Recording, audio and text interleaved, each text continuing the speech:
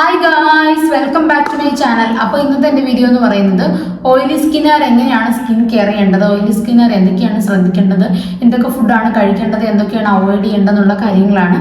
അപ്പോൾ നമുക്ക് വീഡിയോയിലേക്ക് പോകാം. Let's get into the video.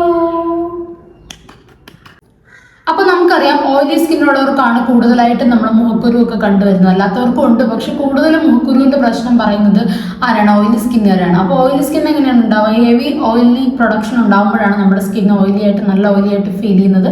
അപ്പോൾ നമുക്കത് കാരണം ഏറ്റവും കൂടുതൽ ഉണ്ടാക്കുന്ന ഒരു ബുദ്ധിമുട്ടാണ് മുഖക്കുരു എന്ന് പറയുന്നത്. അപ്പോൾ നമുക്കിതിനെ എങ്ങനെ പ്രിവെന്റ് ചെയ്യാമെന്ന് ചോദിച്ചാൽ, ആദ്യം തന്നെ നമ്മൾ നല്ലൊരു ജെന്റിൽ ആയിട്ടുള്ള ഒരു ക്ലെൻസർ വെച്ചിട്ട് ഫേസ് വാഷ് ചെയ്യുക. നമ്മുടെ ഓയിലി സ്കിന്നിന് ആപ്റ്റ് ആയിട്ടുള്ള ഒരു ജെന്റിൽ ആയിട്ടുള്ള ഒരു ക്ലെൻസർ വെച്ചിട്ട് നമ്മൾ ഫേസ് വാഷ് ചെയ്യുക.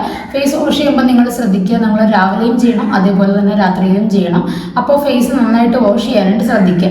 പിന്നെ ഓയിലി ഫേസുകാർക്ക് കൂടുതലും സജസ്റ്റ് ചെയ്യുന്ന ഒരു സാധനമാണ് ടോണർ എന്ന് പറയുന്നത്. നല്ല ഓയിലി ആയിട്ടുള്ള സ്കിൻ ആണെന്നുണ്ടെങ്കിൽ ടോണർ നിങ്ങൾക്ക് യൂസ് ചെയ്യാവുന്നതാണ്. അതേപോലെ നിങ്ങൾ ഈ ഓൺലൈൻ കാണുന്ന പ്രൊഡക്റ്റ് അങ്ങനത്തെ ടോണറൊക്കെ വാങ്ങിച്ച് യൂസ് ചെയ്യുന്നതിനേക്കാളും നിങ്ങൾക്ക് നല്ലത് റോസ് വാട്ടർ യൂസ് ചെയ്യുന്നതാണ്. അതായത് നന്നായിട്ട് മുഖം ക്ലെൻസ് ചെയ്ത് കഴിഞ്ഞിട്ട് നമുക്കൊരു റോസ് വാട്ടർ ഒരു ടിഷ്യൂവിൽ ഒന്ന് പ്രസ് ചെയ്തിട്ട് ചെറുതായിട്ട് നമുക്ക് ഫേസിലൊന്ന് വെച്ച് കൊടുക്കുക. അത് ഓയിലി സ്കിന്നുകാർക്ക് ഏറ്റവും നല്ലതാണ്. നല്ല ഓയിലി സ്കിൻ ആണെങ്കിൽ മാത്രം ഞാൻ ടോണർ സജസ്റ്റ് ചെയ്യുകയാണ്. അതും എനിക്ക് തോന്നുന്നു നമ്മൾ ഓൺലൈൻ പ്രൊഡക്ട്സ് വാങ്ങിച്ച് വീണ്ടും എന്തെങ്കിലും പ്രശ്നമാക്കുന്നതിനേക്കാളും നല്ലത് നമുക്ക് തന്നെ കിട്ടുന്ന നമുക്ക് ഏറ്റവും അവൈലബിൾ ആയിട്ടുള്ള പനിനീർ അല്ലെങ്കിൽ റോസ് വാട്ടർ യൂസ് ചെയ്യുന്നതായിരിക്കും നല്ലത്.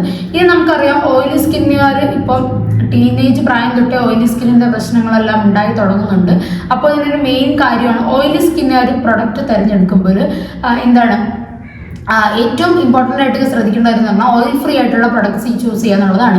കാരണം ഓൾറെഡി ഓയിലി സ്കിൻ ഉണ്ട്, അത് കഴിഞ്ഞിട്ട് കൂടെ നമ്മൾ യൂസ് ചെയ്യുന്ന പ്രൊഡക്റ്റും ഓയിലി ആണെന്നുണ്ടെങ്കിൽ നമുക്ക് ഡബിൾ പണിയാണ്. അപ്പോൾ നമ്മൾ ഓയിലി സ്കിന്നിൻ്റെ പ്രൊഡക്ട്സ് യൂസ് ചെയ്യുമ്പോൾ ഓയിൽ ഫ്രീ ആയിട്ടുള്ള പ്രൊഡക്ട്സ് യൂസ് ചെയ്യാം. അപ്പോൾ ഈ ഓയിലി സ്കിൻ എങ്ങനെയാണ് വരുന്നതെന്ന് ചോദിച്ചു കഴിഞ്ഞാൽ, ചിലപ്പോൾ നമ്മൾ കഴിക്കുന്ന ഫുഡിൽ നിന്നായിരിക്കും വരുന്നത്. ചിലപ്പോൾ പാരമ്പര്യമായിട്ട് വരുന്നവരുണ്ട്, അല്ലെങ്കിൽ നമ്മുടെ ഡെയിലി ഹാബിറ്റ്സിൽ നിന്ന് വരുന്നവരുണ്ട്.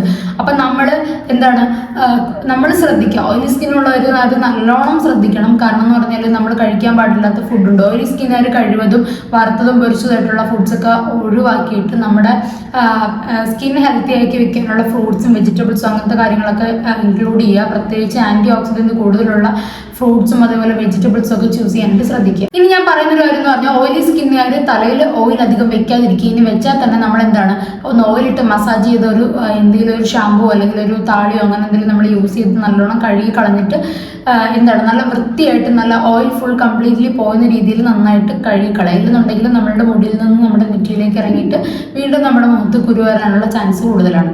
അടുത്തായിട്ട് ഓയിലി സ്കിന്നുകാർ ഫേസ് ക്ലെൻസ് ചെയ്യുമ്പോൾ ഡബിൾ ക്ലെൻസിങ് മെത്തേഡാണ് ഏറ്റവും നല്ലത്. ഡബിൾ ക്ലെൻസിങ് ചെയ്യുന്നതാണ് ഓയിലി ഫേസുകാർക്ക് ഏറ്റവും ഞാൻ സജസ്റ്റ് ചെയ്യുന്ന ഒരു കാര്യം. ഇനി നിങ്ങൾ ഫേസ് വാഷ് തിരഞ്ഞെടുക്കുമ്പോൾ നല്ലൊരു പതയുള്ള ഫേസ് വാഷ് എടുക്കാനായിട്ട് നോക്കുക. ജെന്റിൽ ഫേസ് വാഷ് ആയിരിക്കണം, പക്ഷെ നല്ലൊരു പതയുള്ള ഫേസ് വാഷ് യൂസ് ചെയ്തിട്ട് ഫേസ് ക്ലെൻസ് ചെയ്യുന്നതായിരിക്കും ഓയിലി ഫേസുകാർക്ക് ഏറ്റവും നല്ലത്. ഓയിലി ഫേസ് ഉള്ള ഒരു നല്ല പതയുള്ള ഒരു ക്ലെൻസർ തിരഞ്ഞെടുക്കാനായിട്ട് നോക്കുക. നല്ലൊരു പതയുള്ള ഒരു ക്ലെൻസർ തിരഞ്ഞെടുക്കുന്നതായിരിക്കും നിങ്ങൾക്ക് ഏറ്റവും നല്ലത്.